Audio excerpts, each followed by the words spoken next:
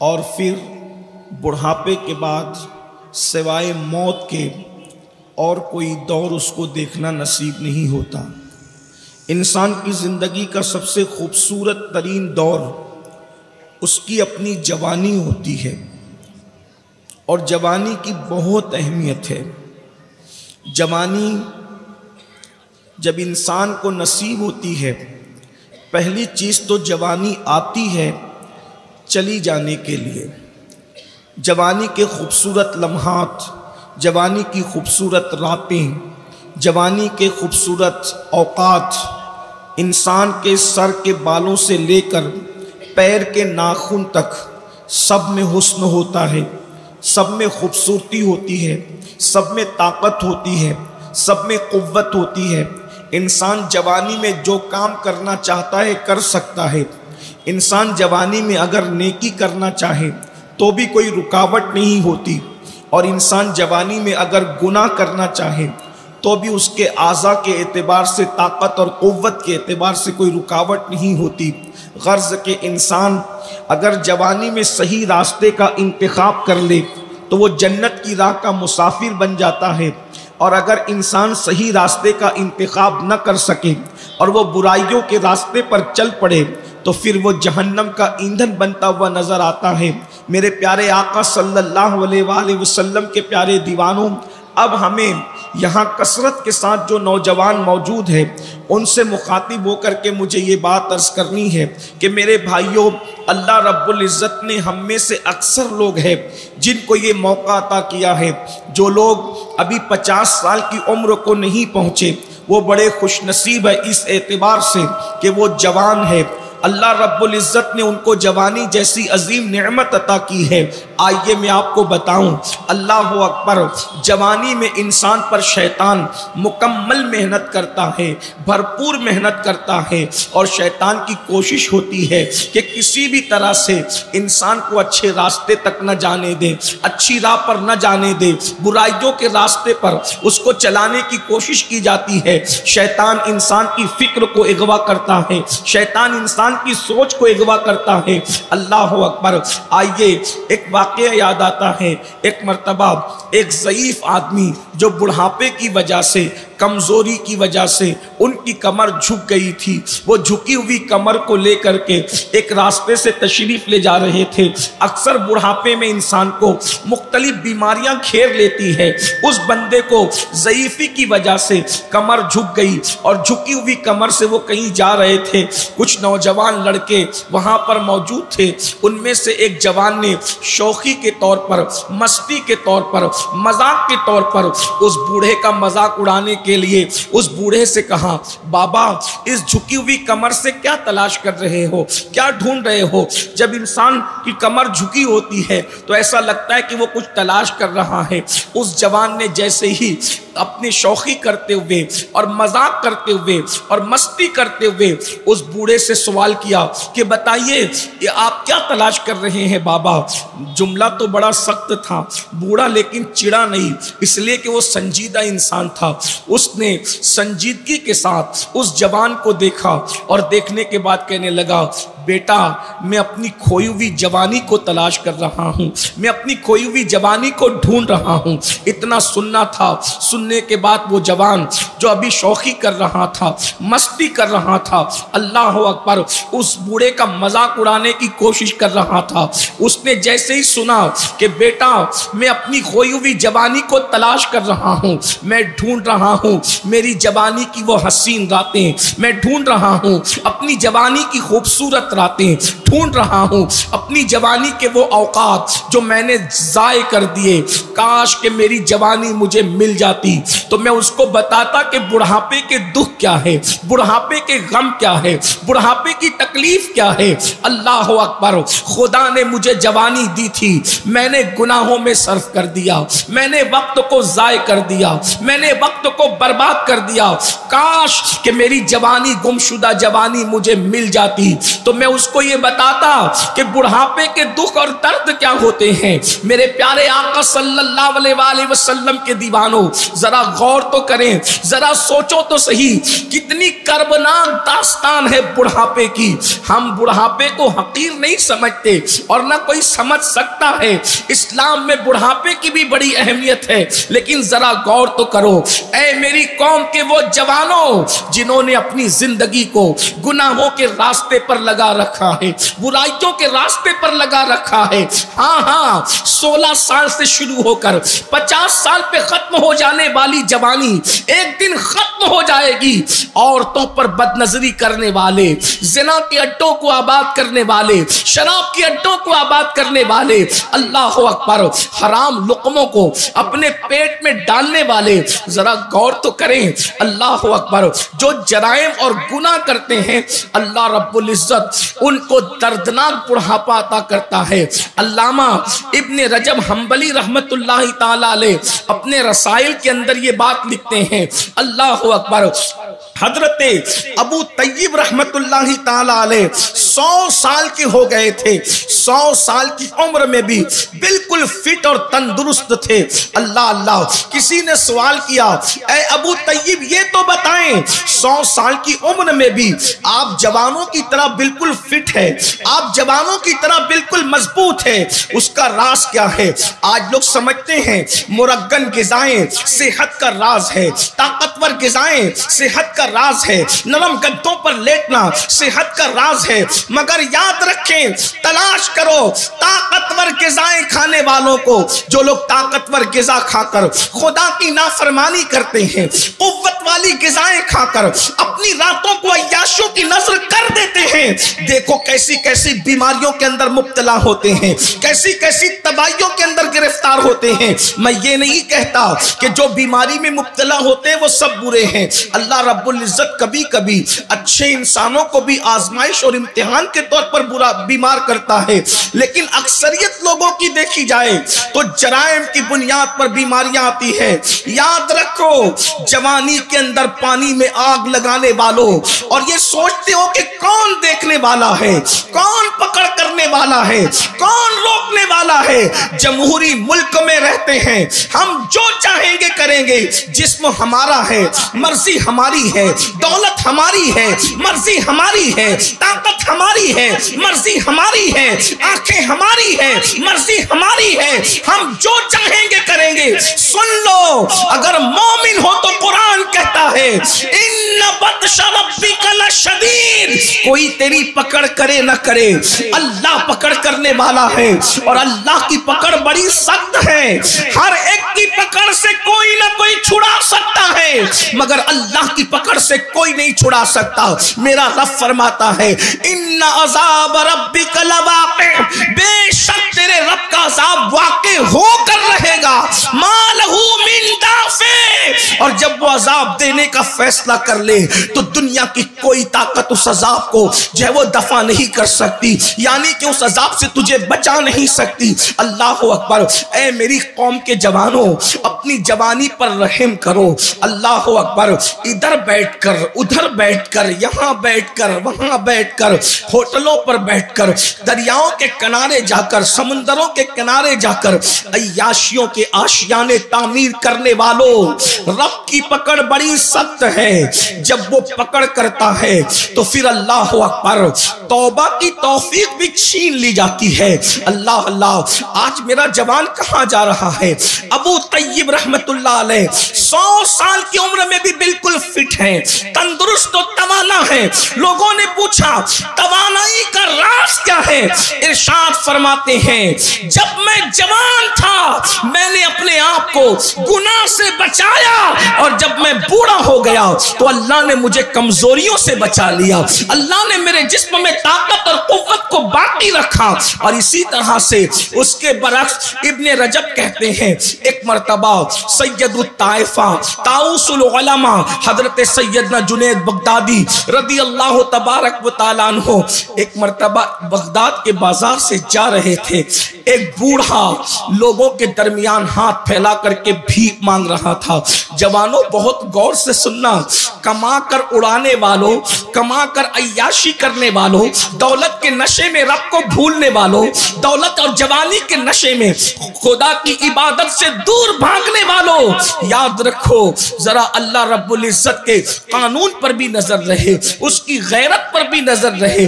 اللہ اکبر۔ سید الطائفہ نے دیکھا ایک بوڑھا ہے جو بازار میں بھیک مانگ رہا ہے، مگر کوئی اس کو بھیک بھی نہیں دیتا، کوئی اس کے دامن میں بھیک بھی نہیں ڈالتا۔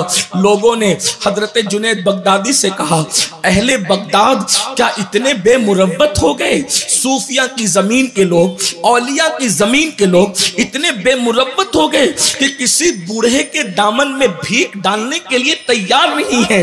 تو سید الطائفہ نے اس بوڑھے کا چہرہ دیکھ کر فرمایا، یقیناً اس نے اپنی جوانی کو عیاشی اور مکاری میں گزاری ہوگی، گناہ اور پاپ میں گزارا ہوگا۔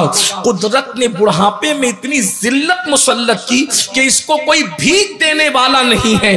جب لوگوں نے تحقیق کیا تو معلوم ہوا کہ سید الطائفہ کا فرمان بالکل سچ ہے۔ اللہ اکبر۔ جب معلومات لی گئی تو اس نے جوانی میں آوارگی کی تھی، اس نے جوانی میں عیاشی کی تھی، اس نے جوانی میں پاپ کیے تھے، اس نے جوانی میں جرائم کیے تھے۔ کیا پتا چلا اگر جوانی میں گناہ سے بچو گے تو اللہ بڑھاپے میں بھی طاقت عطا کرے گا، بلکہ اللہ بڑھاپے سے محفوظ رکھے گا۔ اس لیے کہ سفید داڑھی کا نام بڑھاپا نہیں ہے، جسم کی کمزوری کا نام بڑھاپا ہے، آنکھوں کی روشنی چلے جانے کا نام بڑھاپا ہے، بالوں کے جھڑ جانے کا نام بڑھاپا ہے۔ اللہ اکبر۔ اعضاء کے کمزور ہو جانے کا نام بڑھاپا ہے۔ دیکھ لو اللہ کے ولیوں کو، جس ولی کی زندگی کو دیکھو گے، اللہ اکبر، 90 سال کے ہونے کے بعد بھی ان کے جسم کی طاقت موجود ہے۔ کیا آپ سرکار غوث پاک کو نہیں جانتے؟ 90 سال کی عمر میں بھی میرے غوث کی شان یہ تھی کہ ایک پیر پہ کھڑے ہو کر کے ایک رات میں پورا قرآن ختم کر لیا کرتے تھے، اور آج 40 سال کی عمر میں ہم تراویح پڑھنے کی طاقت نہیں رکھتے۔ اگر کہیں قرآن اطمینان سے پڑھا جاتا ہے تو لوگ وہاں نہیں جاتے، کیونکہ کھڑا نہیں رہ جاتا۔ کہاں 1 گھنٹہ کھڑا رہنا، اس میں بھی کئی مرتبہ رکوع و سجود ہے، اور کہاں ایک پیر پہ کھڑے رہنے کا کیا مطلب ہے؟ ہمارے بزرگوں نے ہمیں ایک پیر پہ کھڑے رہنے کا جو مطلب سمجھایا ہے وہ یہ ہے، لوگ یہ سمجھتے کہ ایک پیر اٹھا کر کے اور ایک پیر پہ دوسرے پیر کو رکھ کر کے، تو لوگ اس کا مذاق اڑاتے ہیں۔ اولیاء کو سمجھنے کے لیے بھی کم سے کم ولیوں کی غلامی کی ضرورت ہے۔ ایک پیر پہ کھڑے رہنے کا مطلب کیا ہے؟ جیسے ہم کہتے ہیں نا، ایک نشست میں یہ کام کرنا۔ ایک نشست کا مطلب یہ ہے کہ بیٹھا ہے تو بیٹھا ہی رہے، اس کو کہتے ہیں ایک نشست۔ اور ایک پیر پہ کھڑے ہونے کا مطلب کیا ہے؟ کہ ایک مرتبہ کھڑا ہوا، اب دوبارہ کوئی حرکت نہ کرے، اسی حالت میں کھڑے ہو، اس کو کہتے ہیں ایک پیر پر کھڑا رہنا۔ اس کا یہ مطلب نہیں کہ ایک پیر اٹھا کر کھڑا رہنا، یہ تو شریفوں کی عادت بھی نہیں ہے۔ ایک پیر پہ کھڑے رہنے کا مطلب یہ ہے قرآن شروع کیا کھڑے کھڑے، اور اسی حالت میں کھڑے کھڑے پورا قرآن مکمل کر دیا۔ یا ایک پیر پہ کھڑے ہونے کا مطلب یہ بھی بیان کیا گیا کہ ایک پیر پر زور دے کر کے کھڑے ہوئے اور دوسرے پیر کو ہلکا کر دیا۔ یہ پتا چلا، غور تو کریں، رات بھر کھڑا رہنا کس کو کہتے ہیں؟ لیکن 90 سال کی عمر میں یہ عمل ہے۔ اللہ اکبر۔ تو پتا چلا جوانی کو جو عبادت میں گزارتا ہے، اللہ اس کو بڑھاپے سے محفوظ رکھتا ہے، اور جو جوانی کو آوارگی کی نذر کر دیتا ہے، اللہ رب العزت اس پر ذلت آمیز بڑھاپا مسلط کر دیتا ہے۔ اب مجھے بتاؤ، یہاں ہزاروں کی تعداد میں جوان موجود ہے، میں آپ سے پوچھتا ہوں، ہم نے اپنی جوانی کی راتیں کہاں گزار رہے ہیں؟ اپنی جوانی کے دن کہاں گزار رہے ہیں؟ اللہ اکبر۔ ہفتہ ہفتہ ہو جاتا ہے، کبھی مسجد کا منہ بھی نہیں دیکھتے، ہفتہ ہفتہ ہو جاتا ہے، کبھی مسجد کے قریب بھی نہیں جاتے، بلکہ برسوں ہو جاتے ہیں فجر میں ہم مسجد کا منہ نہیں دیکھتے۔ کتنے لوگ ہیں جنہوں نے برسوں پہلے فجر میں مسجد کا منہ دیکھا تھا؟ کچھ لوگ تو پوری زندگی فجر کی نماز میں نہیں جاتے۔ اللہ اکبر۔ جمعہ کی نماز کے لیے 2 رکعت پڑھنے کے لیے جاتے ہیں، راستے میں اخبار بچھا کر نماز پڑھتے ہیں اور دعا ہونے سے پہلے یوں بھاگتے ہیں جیسے اسکول کی چھٹی ہونے پر اسکول کے بچے بھاگتے ہیں۔ اللہ اکبر۔ اے میری قوم کے جوانوں، اپنی ذمہ داری کو محسوس کرو، اپنی ذمہ داری کو سمجھنے کی کوشش کرو۔ نکڑوں پر بیٹھ کر ٹائم پاس کرنا یہ جوانوں کی ذمہ داری نہیں، جوؤں کے اڈوں پر جانا یہ جوانوں کا کام نہیں، مسلم جوانوں کا کام نہیں، شراب کے اڈوں کو آباد کرنا یہ ہمارے جوانوں کا کام نہیں۔ تم محمد الرسول اللہ کے شاہین ہو، تم محمد الرسول اللہ کے عقاب ہو، تم کوے اور چڑیا نہیں ہو کہ غلاظت پر بیٹھ کر گندگی کھاؤ۔ تمہیں اقبال نے ایک عقاب سے تشبیہ دی ہے، شاہین سے تشبیہ دی ہے، اور عقاب کی فطرت آپ جانتے ہیں، وہ کبھی گندگی پر نہیں بیٹھتا، بلکہ اس کی غیرت کا عالم تو یہ ہے کہ عقاب تو گھونسلہ بھی نہیں بناتا، چڑیے اور کووں کے گھونسلے ہوتے ہیں، عقاب کا کوئی گھونسلہ نہیں ہوتا۔ نہیں تیرا نشے من قصر سلطانی کے گنبد پر تو شاہی ہے، بسیرا کر پہاڑوں کی چٹانوں میں۔ عقابی روح جب بیدار ہوتی ہے جوانوں میں، نظر آتی ہے ان کو اپنی منزل آسمانوں میں۔ کس سے شکایت کریں، شکوہ کس سے کریں؟ رات کی تاریکیوں میں صرف ہم گناہ کا منصوبہ بناتے ہیں، رات کی تنہائیوں میں صرف جرائم کا منصوبہ بناتے ہیں۔ وہ آنکھیں جو کبھی اللہ کے خوف سے رویا کرتی تھی، وہ آنکھیں جو کبھی اللہ کی خشیت سے رویا کرتی تھی، آج وہ آنکھیں سیریل میں اداکار اور اداکارہ کے جدائی کے مناظر کو دیکھ کر کے رو رہی ہے۔ ذرا غور تو کرو، وہ دل جو کبھی قرآن کی تلاوت سے تسکین پاتا تھا، آج وہ دل ننگی فلمیں دیکھ کر کے تسکین پا رہا ہے۔ تمہیں ہو کیا گیا ہے؟ اقبال نے رونا رویا تھا، متاع دین و دانش لٹ گئی اللہ والوں کی، متاع دین و دانش لٹ گئی اللہ والوں کی۔ یہ کس کافر ادا کا غمزہ خوریز ہے ساقی، مگر ہم اپنی قوم سے کبھی نا امید نہیں ہے، اس لیے کہ سب سے زرخیز کوئی قوم ہے تو وہ قوم مسلم ہے۔ نہیں اقبال مایوس اپنی کشت ویرا سے ذرا نم ہو تو یہ مٹی بڑی زرخیز ہے ساقی۔ آؤ اپنی ذمہ داریوں کا احساس کرو۔ جانتے ہو جوانی کیا ہے اور جوانی کیا کس چیز کا نام ہے؟ میرے آقا مصطفیٰ کریم رؤوف الرحیم صلی اللہ علیہ وآلہ وسلم ارشاد فرماتے ہیں، جو جوان پیدل چل کر مسجد جاتا ہے فجر کی نماز میں، اس کو قیامت کے دن عرش کا سایہ عطا کیا جائے گا۔ یہاں تک فرمایا جس نے اپنی جوانی کو گناہ سے بچا کر کے گزارا ہے وہ مصطفیٰ جان رحمت کا پڑوسی بنایا جائے گا۔ اور ایک بات عرض کروں، آؤ اللہ اکبر، دل کے کانوں سے سنو۔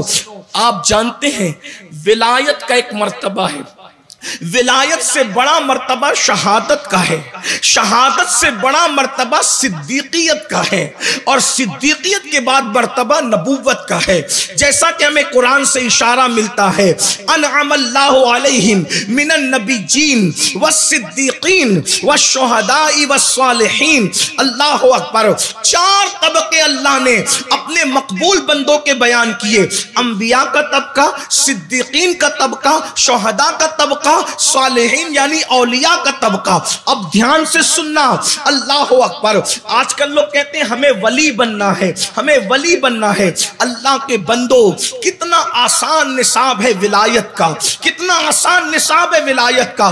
اللہ کے رسول مصطفیٰ کریم رؤوف الرحیم صلی اللہ علیہ وآلہ وسلم ارشاد فرماتے ہیں کہ جب کوئی جوان اللہ اس کو جوانی عطا کرے اور وہ صرف دو کام کرے، جوانی میں دو کام کرے، اللہ اکبر، فرمایا اللہ کی حرام کردہ چیزوں سے رک جائے۔ اسلام بہت مشکل نہیں ہے، صرف دو کام ہے اسلام کے اندر بس، اور پورے اسلام کی تعلیمات دو چیزوں پر سمٹ آتی ہے۔ اور اللہ کے رسول صلی اللہ علیہ وآلہ وسلم نے اپنی رشک فصاحت زبان سے ساری کائنات کی فصاحت جس پر رشک کرتی ہے، وہ زبان جس کو سب کن کی کنجی کہے، اس کی نافذ حکومت پہ لاکھوں سلام، وہ دہن جس کی ہر بات تو وحی خدا، چشمہ علم و حکمت پہ لاکھوں سلام۔ آقا ارشاد فرماتے ہیں، جوانوں کو مخاطب کر کے میرے سرکار فرماتے ہیں جوان اگر دو کام کر لے، صرف دو کام، اللہ نے جس کو حرام کیا اس سے رک جائے اور جس کو کرنے کا حکم دیا وہ ادا کرے۔ دو چیزیں، اللہ اکبر، حرام سے بچے اور اللہ کی عبادت میں لگ جائے۔ آقا ارشاد فرماتے ہیں اللہ اس کو 70 صدیقوں کے برابر ثواب عطا فرماتا ہے۔ ولیوں کی بات نہیں ہو رہی ہے، ولیوں سے اوپر شہداء، شہداء کے اوپر صدیقین، اللہ اکبر، بلکہ اولیاء کو بھی بعض مرتبہ صدیقیت کا مرتبہ نصیب ہوتا ہے، بلکہ صدیقیت بھی ولایت کا ایک مقام ہی ہے مگر بہت بلند مقام ہے۔ اللہ اکبر، ایک دو صدیق نہیں، مصطفیٰ جان رحمت کے انعام پہ قربان جائیں، وہ تو نہایت سستا سودا بیچ رہے ہیں جنت کا، ہم مفلس کیا مول چکائیں، اپنا ہاتھ ہی خالی ہے۔